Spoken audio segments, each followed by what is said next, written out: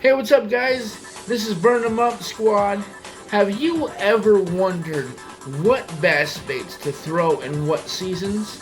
We're going to discuss it on today's show. Thank you for watching, and we're about to get started now.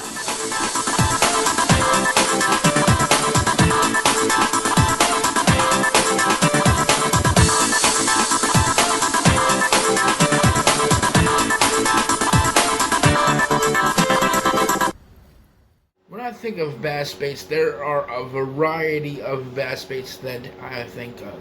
I think of soft worms, I think of curly tail worms, I think of jigs, I think of finesse worms, I think of lipless crankbaits, spinner baits, square bills, I think of deep diving cranks, frogs, I think of spinner baits. Did I say that? I think that's it.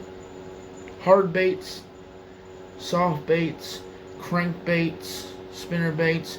I forgot about the buzz baits. The perfect time to be throwing a buzz bait. Summer. To me, the perfect time to be throwing a buzz bait is when the grass is just below the surface. You know, a buzz bait like this, it's gonna run with the hook points up out of the water. So you can come right across the top of that grass, just inches above the grass, and call those fish up. A buzz bait is a topwater bait that creates a lot of commotion, a lot of sound to draw those big fish up. Winter. Fish will be from deep all the way up to shallow, from the top of the water column all the way to the bottom, depending on the weather, depending on the forage, depending on what lake you're on. But there's a couple different varieties of baits that I like to start with in the winter. You can catch them on almost anything you want, maybe not some top waters, but there's a lot of different ways to catch them. But here are some of my favorite baits. So when you get a warming trend in the winter, or really just some lakes in general, fish like to suspend. They can be hard to catch, but there's some options to catch them. One of my favorite options is just a simple jerk bait. Dual hardcore minnow is kind of one of my go-to baits. Sometimes I throw deeper diving jerk baits as well. But this will catch suspended fish that are over deep water, up shallow. But it's a great way to catch suspended fish. If the jerk bait's not working, just a small swim bait. This is a 4-inch boot tail fluke, zoom boot tail fluke, in like a shad pattern. 1/4 ounce, 3/8 ounce head, depending on how fast you want to fish it, on light line. These are good options for catching suspended fish. Outside suspended fish, cranking is one of the most fun ways to catch them in the winter, especially if you get some dirty water. This is kind of a shallower diving, like 6 to 8 foot, which seems shallow in the winter, but if you get some dirty water or a lot of rock, the fish will get up there to feed on sunny days like we got today. It's a crawfish pattern, Yozuri 3DS crank. It's a great casting bait, even though it's small. Small crankbaits are a staple of winter fishing. This bait's a little bit larger, kind of a shad pattern. As I throw a deeper crankbait, I throw more shad patterns than crawl patterns. I stick to the crawl patterns for, let's say, less than 8 foot, just shallower diving baits. This is like a 10 to 12 foot. It's a dual hardcore shad. 75 is the larger one. That's just a Spring. Of lures. And there's some staples that tend to work year after year during the spring, no matter where you are in the country. Now, whenever I head out into the water, I want to make sure I have baits that will cover all the water columns, top, mid, and bottom, and then the different situations like structure and cover that I'm going to run into, so I'm prepared for anything throughout the day. For the pre-spawn and post-spawn, a jerk bait can be an excellent way to quickly cover those transition areas and locate the productive ones.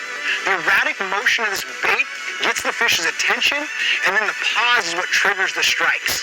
The clearer the water, the better this bait works.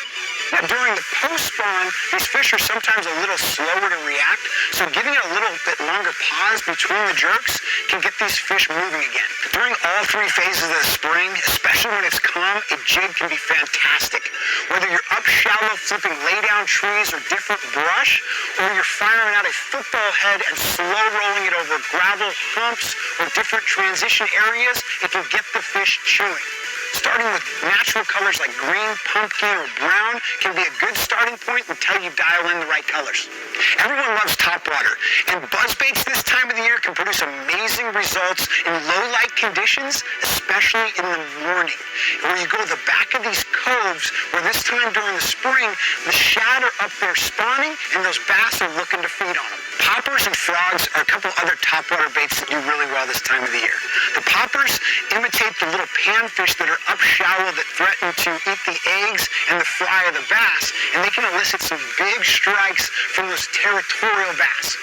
Then frogs are weedless, so they can be really effective at fishing shallow water that has a lot of debris and snags, so you can find these little pockets these bass are hanging out in. Fall. Into these creeks and onto the flats, and they're starting to gear up for winter. So shad are the really big forage in the fall transition period. They start coming out of that deep water, migrating towards the backs of the creeks. Fish come off of that bluegill bite, and they really start looking for big balls of shad to run through and gorge themselves on for the winter. So I really like to focus on moving baits in that fall transition. That water's starting to cool down, and fish get really active this time of the year. They do get harder to catch, but they get really active. And they get harder to catch because the amount of bait that's available to them to eat. So matching the hatch is really important, and getting as close to what they're eating. That way you can maximize your time on the water. One, I'm going to start off with a topwater Balkan style bait. I really like to throw this in your pockets, right down the middle of a gut of a pocket in the fall. That bait concentrates a lot of times to the middle of those drains at these cool nights, and then throughout the day as it warms up, they start to transition back onto the flats, and then at night they come back. So when you get out there in the evening and you start seeing fish blow up in the middle of those pockets, you know, topwater bait is the ideal thing to throw. So much fun. This is just, it happens to be a sexy dog, and it's one of mine that I keep tied on all the time. You know, another bait that I really like to throw is a jerk bait. This is, you know, just a very shad pattern jerk bait. It doesn't go real deep. You're looking at, you know, maybe 4 or 5 feet. It just mimics one of those bait fish that are wounded, that have been through a ball of bait, or the fish have been through a ball of bait, and this is a wounded bait fish now that's kind of floating around by itself away from the group, and, you know, you're just going to catch more. Again, this is kind of a down the middle of a drain.